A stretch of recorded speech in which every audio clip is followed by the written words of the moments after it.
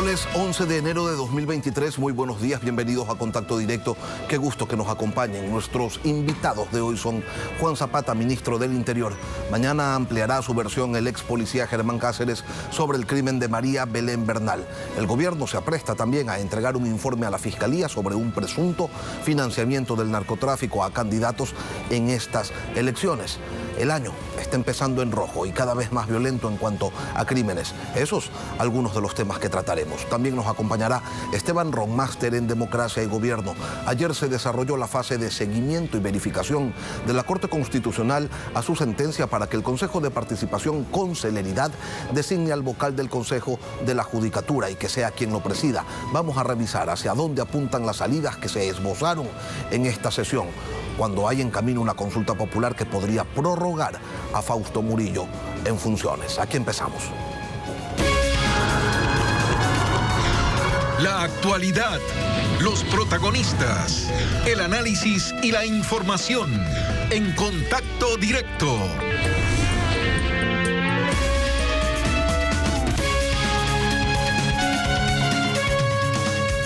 Al cierre del 2022, el gobierno expuso cifras de una delincuencia que estaba siendo contenida, así como los resultados de un estado de excepción que le hacía frente a la violencia. Pero el 2023 inicia distinto y vamos a conversar sobre ello con Juan Zapata, ministro del Interior. Buenos días, ministro, bienvenido a Contacto Directo. Buenos días, Lenin. Un saludo cariñoso a usted, a todo el país y un feliz año también. De igual manera, ministro, antes de ir al tema que nos convoca, el medio digital La Posta ha hecho una denuncia y señala que hay una estructura delictiva que opera en las empresas públicas. Se menciona a personas cercanas al presidente de la República, funcionarios, exfuncionarios y otros sujetos, pero además mencionan un informe de seguimiento que habría realizado el general Mauro Vargas, policía en servicio activo, sobre este tema. ¿Por qué razón, ministro, se realizó ese seguimiento? ¿Qué es lo que ustedes estaban investigando?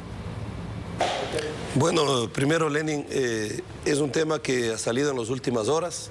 Entiendo que las partes afectadas van a colocar también una denuncia penal para que se investigue. Yo voy a empaparme de toda esta información para dar un conocimiento público y sobre todo un informe oficial de parte del Ministerio. Nosotros tuvimos un gabinete el día lunes en donde de forma clara el presidente lo decía a los ministros: 1 año, 6 meses y el país ha sido testigo de que el gobierno no ha habido actos de corrupción, y creo que esa ha sido la línea absolutamente. Hay un código de ética que se lo cumple por todos los ministerios y como sacó un comunicado oficial el gobierno nacional, aquí no se va a tapar absolutamente nada. Si es que existe, pues y que se investigue, ¿no? Que se investigue. Y no daremos tregua en ese sentido. Ministro, yo no le estoy preguntando si hubo o no corrupción en las empresas públicas. Yo lo que le pregunto es si se hizo o no un informe desde la Policía Nacional, un informe que lleva como nombre Vínculos del Narcotráfico y Lavado de Activos, y que está acompañado o estaría acompañado de un diagrama con presuntos involucrados. ¿Se realizó o no eso desde la Policía Nacional? Usted sabe, mi querido Lenny, yo estoy 3 meses en la policía. Hoy mismo me ve que estoy afectado de salud y le pido 1000 disculpas por este tema. El estrés y el clima está pasando factura. Ayer yo estuve un día sumamente complicado. El día de hoy voy a solicitar esa información y estoy gustoso de compartirla, porque yo tengo que tener información veraz para decir al Ecuador. Queda claro, ministro. Ahora, esta madrugada se dio acá en Guayaquil un nuevo ataque a un hospital, a una clínica privada. En la avenida Abel Romero hay un fallecido. ¿Cuál es la información que usted tiene? Mire, efectivamente, usted ha hablado, Lenin, que hemos tenido complicaciones en el tema de las muertes violentas, y las muertes violentas hay que entender por qué se producen, ¿no? Se producen por enfrentamiento exactamente entre grupos delincuenciales, luchas de poder, territorios y economías ilegales. Y esta es una muestra más. Hace pocos días, usted sabe, una persona fue atacada por sicarios y el blindaje hizo que evitemos quizás una consecuencia fatal. Sin embargo, fue herido y fue trasladado a un hospital. Lastimosamente, estos enfrentamientos hace que las bandas contrarias quieran acabar con lo que empezaron, cuando obviamente el resultado final no es o no ha sido la muerte violenta. Eso ocurrió a la madrugada. Tenemos 2 detenidos. Obviamente que ingresaron al hospital con fusil, con armas largas, con armas de alto poder. Sin embargo, la policía ha detenido a 2 personas y de ahí sacaremos las investigaciones. Se entiende que el fallecido es uno que le daba seguridad a la persona que estaba herida. Está en proceso de investigación, mi querido Lenin, pero este es un reflejo más de lo que estamos diciendo, ¿no? ¿Pero qué pasó con los códigos de seguridad, ministro, que se supone implementó el Ministerio de Salud en conjunto con el Ministerio del Interior? ¿Qué pasó con el programa Hospital Seguro? El código está funcionando, por eso es que tenemos detenidos. Existe obviamente accionar de la policía, pero también hay que entender que estas bandas entran con 20 personas, ¿no? Entran con armamento de alto calibre, entonces son enfrentamientos que la ciudadanía debe entender, son bastante difíciles y muy violentos, ¿no? Enfrentamiento dentro y fuera del hospital, según información que nos ha relatado un compañero que se encuentra en el lugar reportando el hecho. Así es, y los detenidos nos va a dar cuenta igual, que los detenidos serán de un GDO contrario y estas luchas son las que nos están generando las muertes violentas del país. Tiene que tener claro este tema. Ministro, 9.000 armas de fuego y 202 toneladas de drogas se decomisó en el 2022. Ya vamos, sin embargo, más de 60 muertes violentas en el 2023 en la zona 8 que comprende Guayaquil, San Borondón y Durán. En este año la violencia no termina y la policía lamentablemente no deja de lucir insuficiente para controlar esta realidad que ahora se acompaña con el abandono en lugares públicos de restos humanos. La pregunta no es qué está pasando, sino por qué sigue pasando esto. Bueno, Lenín, vuelvo a insistir. Esto es un tema que creció desde hace muchos años, no es que nació hace año y medio. Los grupos delictivos o los GDOs que llamamos nosotros son estructuras que nacieron desde hace muchos años y hoy están debidamente estructurados, con economía, con armas, con territorios inclusive. Y esto es lo que nos genera enero y febrero, diciembre y enero son meses sumamente conflictivos por varias connotaciones. Hay una sobreoferta de droga que hay que colocarlo en el territorio y eso hace que las luchas entre GDOs por la pelea de estos territorios generen estas muertes violentas y tenemos que ser absolutamente claros, mi querido Lenín. Sí, efectivamente tenemos hasta el día de hoy 162 muertes violentas en todo el país. Sin embargo, tenemos que entender que 58 se han dado en el Distrito Metropolitano de Guayaquil y la mayor parte de estos 58 se dan en dos distritos, Prosperina y en el Distrito Sur.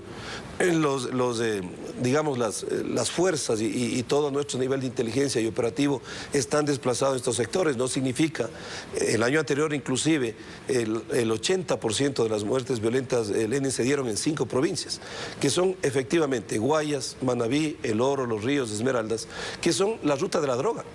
Efectivamente, eso es lo que nosotros estamos estudiando, estamos analizando.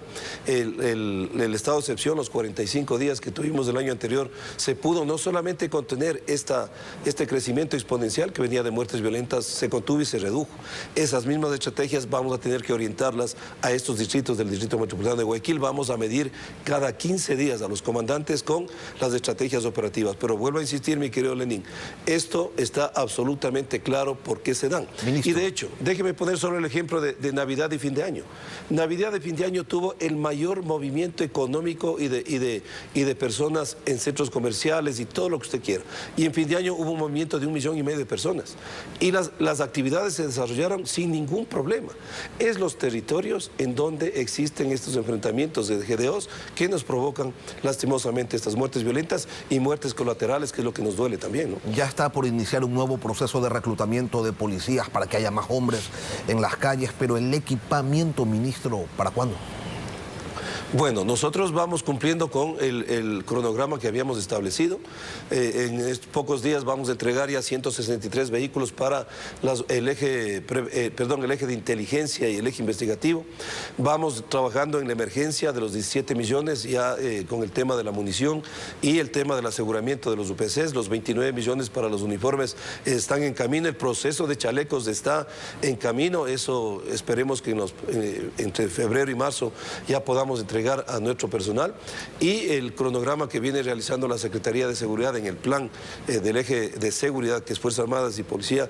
Yo les he dicho a ustedes, tiene tres puntos, ¿no? Primer trimestre, primer semestre y el último semestre del 2023. En el cuanto al tema del talento humano, vamos cumpliendo los cronogramas que habíamos establecido. El 2022 hemos cumplido con los 1.564 que ya se graduaron, 8.500 que están hoy en capacitación. Hoy haremos el llamamiento entrenamiento para 5.000 nuevos aspirantes que ingresarán en mayo una vez que el otro personal salga, y los otros 5.000 entrarán en noviembre. Es decir, estamos cumpliendo con todos los plazos en lo que la contratación y los tiempos nos lo permiten, mi querido Lenin. Esta violencia, la de los sicariatos, la de los desmembramientos, la de los ataques a hospitales, preocupa sin duda y llama la atención. Pero hay otras violencias, ministro, que no son tan escandalosas y que suelen pasar hasta desapercibidas. Y me refiero puntualmente al tráfico ilegal de personas.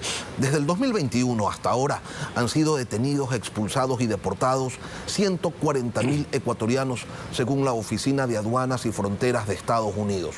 Supongamos que esos son todos los ecuatorianos que han salido irregularmente del país. Su ministerio ha dicho que se paga un promedio de $20.000 por persona. Estamos hablando entonces, ministro, de un negocio ilegal, por supuesto, que movería al menos 2.800 millones de dólares. ¿Qué están haciendo ante esto como Policía Nacional, como gobierno, que no se acaba con la captura de 4 o de 8 coyoteros? Mire, Lenin, nosotros estamos hablando que el país enfrenta crimen organizado. Dentro del crimen organizado no solamente es el narcotráfico, no solamente es el tráfico de armas, municiones, explosivos, sino también el tráfico ilegal de migrantes. Hemos generado un comité en el cual está conformado la Secretaría de Seguridad, el Ministerio de Defensa, Migración, obviamente la Cancillería y nosotros el MIES y también el Ministerio del Interior.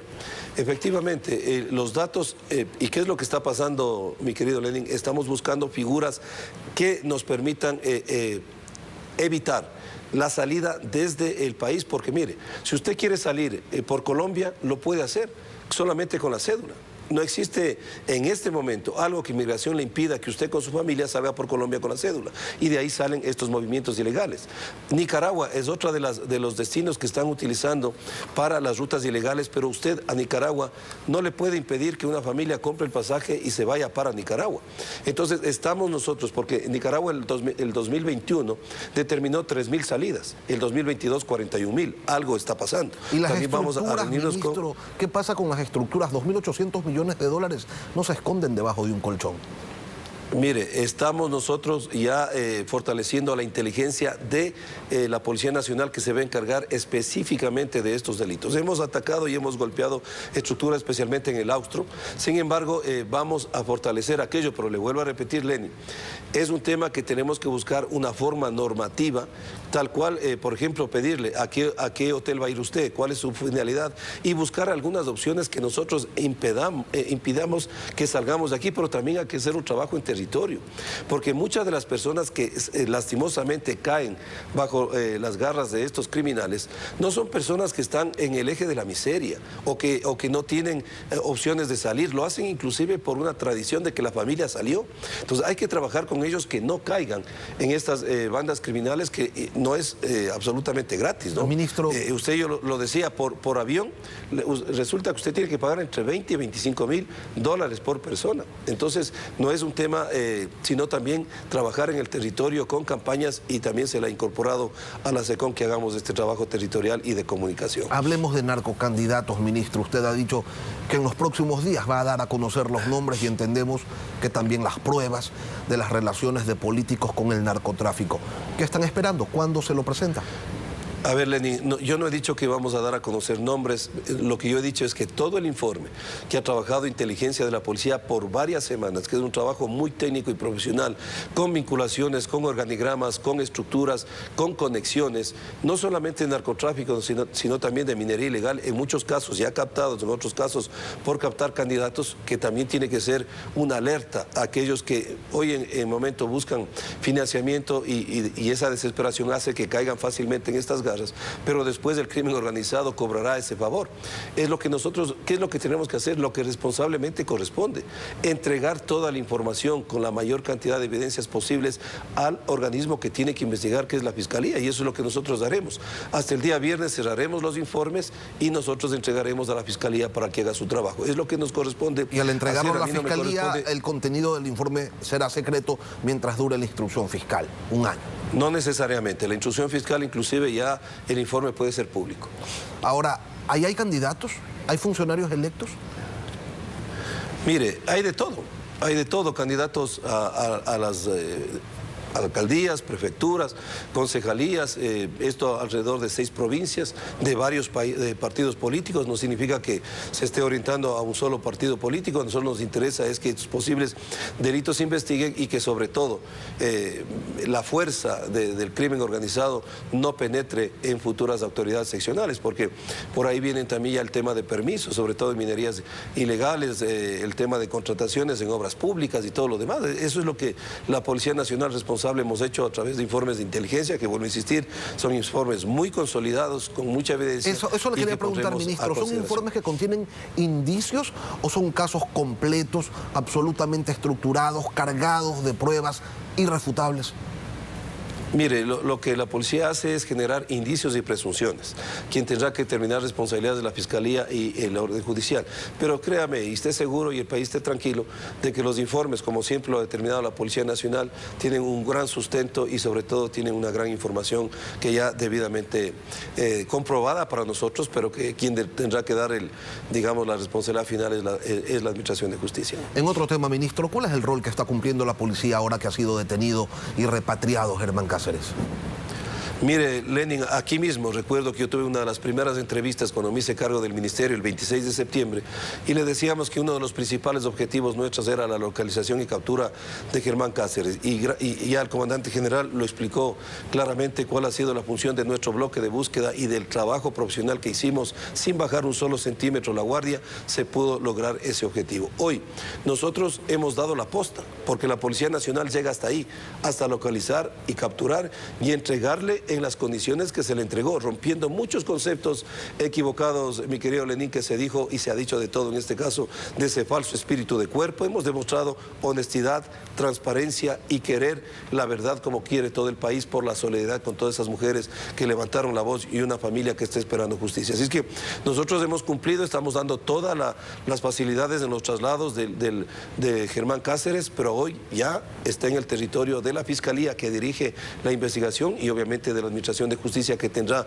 y es un pedido de todo el país, aplicar el máximo de la ley. Me gusta lo que acaba de decir el abogado de Germán Cáceres, que no se acogerá al derecho al silencio, que tenga lo que tenga que decir.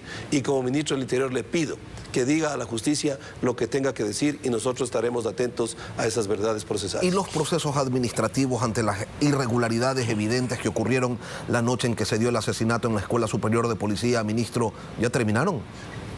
Terminaron, Lenin, en la fase, y eso es otro tema que le hemos venido conversando con usted, este debido proceso tan absurdo, tan largo, y que lo que hace es ser cómplice de la corrupción en muchos de los casos. Miren, nos demoró cerca de 58 días que Asuntos Internos de la Policía haga su informe en los que son clases y policías, que eran 12, los procesados. De ahí 8 fueron dados de baja, 4 obviamente no se les dio. Sin embargo, en el caso del subteniente, estoy generando algo que es mi competencia como ministro, es revisar el proceso para analizar si puedo cambiar la primera instancia que se le dio la absolución. En ese nivel están, hay 8 dados de baja que es ratificado en la apelación que se hizo al Ministerio del Interior. Es decir, hemos actuado con absoluta transparencia. Elizabeth Otavalo tuvo acceso a cómo se iba llevando este procedimiento, porque yo lo dije, no vamos a esconder absolutamente nada. Así que, Lenín, hemos hecho lo que se tiene que hacer y estaremos atentos al proceso que lleve Fiscalía y la Administración de Justicia. Juan Zapata, ministro del Interior, gracias por acompañarnos hoy aquí en Contacto Directo. Gracias, Lenín, siempre es un honor. Y cuídese la garganta. Luego de la pausa volvemos con Esteban Ron, máster en Democracia y Gobierno. La Corte Constitucional tiene en sus manos resolver sobre el proceder del Consejo de Participación, que no designó al vocal de la Judicatura y que hoy se encuentra prácticamente desbaratado. Ya regresamos. 11 meses transcurrieron sin que el Consejo de Participación Ciudadana y Control Social logre nombrar al vocal del Consejo de la Judicatura que debe presidir ese organismo. Ayer, la Corte Constitucional hizo una audiencia, la desarrolló para verificar el cumplimiento de la sentencia en la que dispusieron que se cumpla con el nombramiento sin dilaciones. ¿Qué fue lo que ocurrió allí? Lo vamos a conversar con Esteban Ron, abogado por la Universidad Católica del Ecuador, decano de la Facultad de Ciencias Sociales y Jurídicas de la UISEC, máster en Democracia y Gobierno por la Universidad de Salamanca, España. Buenos días, bienvenido a Contacto Directo. Lenin, buenos días. Gracias por la invitación. Un buen año además. Gracias, Esteban. A su criterio, los argumentos expuestos por Hernán Ulloa y María Fernanda Rivadeneira, vocales del Consejo de Participación, para justificar la no designación del vocal de la Judicatura, ¿tienen sustento jurídico o son simplemente excusas? A ver, hay que entender el contexto de la audiencia que se dio el día de ayer. ¿Qué es lo que la Corte Constitucional intentó?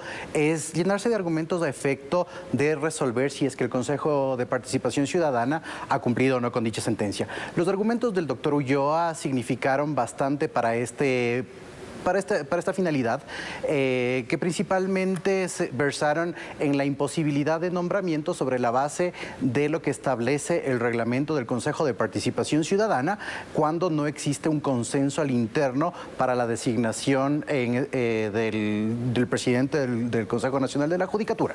Los argumentos de la consejera Rivadeneira versaron sobre lo mismo, que no existieron los consensos adecuados a efectos del nombramiento. Pero aquí hay una cosa súper significativa, Lenin, y creo que es una labor que se tiene que resaltar por parte de la Corte Constitucional. Se centraron en dos cosas. La primera de ellas es que trataron de ver si es que no existe una simulación de votación. Y eso es muy importante. ¿Por qué? Porque interpelaron, si se quiere decir, a los consejeros de Participación Ciudadana, no solo a Sofía Almeida, ni tampoco a Hernán Ulloa, sino también al consejero Bravo y a Ivette Estupiñán, sobre el cómo se dieron las mociones, cómo se dieron el apoyo de las mociones y cómo se dieron además las votaciones, para ver si es que existía una simulación de votación a efectos de no designar a un consejero. Eso es muy importante, pero de ahí que los argumentos hayan sido realmente integrales, válidos, a efectos de justificar el no nombramiento del presidente del Consejo de la Judicatura, realmente nos quedamos con bastante duda quienes pudimos ver dicha audiencia, Lenin. Si no hubo simulación o si no se llega a determinar la simulación de la votación, ¿tendría argumentos la Corte Constitucional para mandar a su casa a los consejeros de participación? A ver, ahí de la misma manera hay que hacer un entendimiento de la sentencia. La sentencia de la Corte Constitucional en esta acción extraordinaria de protección determinaba que el Consejo de Participación Ciudadana debía haber nombrado al presidente de la Judicatura de manera célere, ¿sí? Si es que no se ve que hay un nombramiento célere, que existió la simulación, se pueden plantear algunas acciones. Entre esas puede plantearse una acción de incumplimiento de sentencias que es determinada en la propia Ley Orgánica de Garantías Jurisdiccionales para que la propia Corte Constitucional la conozca y en ese sentido determinar dicho incumplimiento. También se puede presentar una acción por incumplimiento debido a que las acciones por incumplimiento, que igual determina la propia ley mencionada, se establece el incumplimiento de sentencias, pero también de normas. Después de eso, si se encausa en un incumplimiento en general, se puede proceder con una destitución. Ahora, se manejó muchísimo la teoría de la reconsideración de la votación por parte de la consejera, principalmente Rivadeneira, quien decía que la única forma de modificar esta resolución es a través de una reconsideración. Pero ahí tenemos los problemas. Exactamente, Lenin, ahí tenemos los problemas de quórum. No hay consejeros, así es. Suplentes no han sido principalizados, creo que solamente hay 2 consejeros en este momento porque los otros 5 están en campaña para la reelección. ¿Qué es lo que ha sido planteado por la consejera Rivadeneira? Definitivamente es que se pide una licencia de la licencia, es decir, que hagan una pausa a la campaña electoral a efectos de resolver esta situación. En este momento el quórum o el pleno del Consejo de Participación Ciudadana está conformado por el presidente Ulloa y la vicepresidenta Sofía Almeida. Quedan 2 consejeros que no están principalizados, que son del banco de suplentes, que es el señor Nastacuaz y la señora Aguilar. Entonces tenemos un pleno de 4 posibles consejeros, que pueden sesionar, sí, que pueden reconsiderar, sí, pero se necesita un consejero más a efectos de que la reconsideración pase, porque el reglamento del Pleno del Consejo de Participación Ciudadana establece claramente que quien mociona la reconsideración tuvo que haber estado en la sesión previa, se necesita el apoyo de 3 consejeros para realizar dicha reconsideración y un voto favorable de 5. Esa es la única solución plausible a efectos de una reconsideración, pero claro, los consejeros tendrían que pedir pedir una autorización, en este caso al propio Consejo de Participación Ciudadana, quienes están siendo candidatos, para incorporarse a una sesión extraordinaria y notificar además al Consejo Nacional Electoral en un acto de transparencia y ética que van a parar la campaña a efectos de resolver esta situación. El doctor Albán, Ernesto Albán, ayer proponía que sea la Corte Constitucional quien nombre al titular de la Judicatura en medio de esta maraña, de esta crisis, o que se disponga que sea la Corte Nacional de Justicia la que designe directamente a su representante en la Judicatura. Pero eso no está escrito en ninguna parte. ¿A usted qué le parece? ¿Lo ve viable en un país como el nuestro, en donde se suele encontrar salidas a este tipo de crisis con el famoso por esta única vez? Se han barajado varias ideas en ese sentido, Lenin, y respeto mucho la teoría presentada por el doctor Albán. Sin embargo, estamos hablando del espectro del derecho público, donde tiene que respetarse el principio de legalidad. Y los mecanismos para designación del presidente del Consejo Nacional de la Judicatura están claramente establecidos en la Constitución y en la Ley Orgánica del Consejo de Participación Ciudadana, además de la Ley Orgánica de la Función Judicial. Entonces, por esta única vez o excepcionalmente, yo creo que no se encuadra en esta situación. La Corte Constitucional lo que tiene que hacer a través de este proceso de verificación de cumplimiento de sentencias es señalar si efectivamente el Consejo de Participación Ciudadana ha cumplido o ha incumplido con la sentencia de la acción extraordinaria de protección y dar una disposición clara del cómo realizarlo y en qué tiempos. Tal vez esa fue la única y pequeña falencia que tuvo la Corte Constitucional al momento de dictar esta sentencia al utilizar la palabra célere. Tendría que tal vez ya haber identificado algún plazo o término específico para que no se vean estas contradicciones, y más conociendo que en ese reglamento escueto del Consejo de Participación Ciudadana existe esta salvedad de no tener un acuerdo interno y poder devolver la terna. Pero a la Corte no le compete la designación, tampoco a la Corte Constitucional, a la Corte Nacional tampoco. El único organismo que tiene esa competencia es el Consejo de Participación Ciudadana a efectos de la designación. La Corte lo que puede hacer es una sentencia en la cual obligue al Consejo de Participación Ciudadana a través de un mecanismo definitivo para que nombre. Le pongo un ejemplo, Lenin, en este caso. Los candidatos que fueron previamente presentados por la Corte Nacional de Justicia, los doctores Terán, Caicedo y Merino, respectivamente, pasaron la fase de impugnación ciudadana y fueron calificadas. Entonces ellos ya tienen un avance dentro de eso, tal vez una ratificación de la terna a efectos de que estas fases ya fueron consolidadas en el proceso previo y una designación podría ser la solución y también el mecanismo de la reconsideración, Lenin. Brevemente, Esteban, si se llega a dar la destitución, ¿debería ser a los 4 consejeros de participación que participaron en la sesión que no logró designar al vocal de la Judicatura, o a todos los integrantes de ese consejo? Es decir, también a quienes no han acudido a sesiones desde hace tiempo y por lo tanto pues no han viabilizado este nombramiento célere que dispuso la Corte. La Ley Orgánica de Garantías Jurisdiccionales en las acciones por o de incumplimiento hace determinaciones claras que en el momento de demandar se tiene que especificar quiénes fueron los responsables de dichas omisiones. Y en este caso, yo creo que se aplicaría a absolutamente todos los miembros. En primer lugar, los que más incidencia tienen son estos consejeros que votaron para que no se conforme la terna, principalmente por la simulación. Y los demás, por no haber acudido a esa convocatoria de pleno. Ojo que tenían periodo de vacaciones y justificaciones a dicho pleno. Esteban Ron, máster en democracia y gobierno. Gracias por acompañarnos hoy aquí en Contacto Directo. Muchísimas gracias, Lenin. Buen día. Buen día. Aquí terminamos las entrevistas, pero manténganse en nuestra sintonía porque en Televistazo en la Comunidad les presentaremos los detalles sobre el atentado de sicarios en una clínica de Guayaquil. Ocurrió la madrugada de hoy.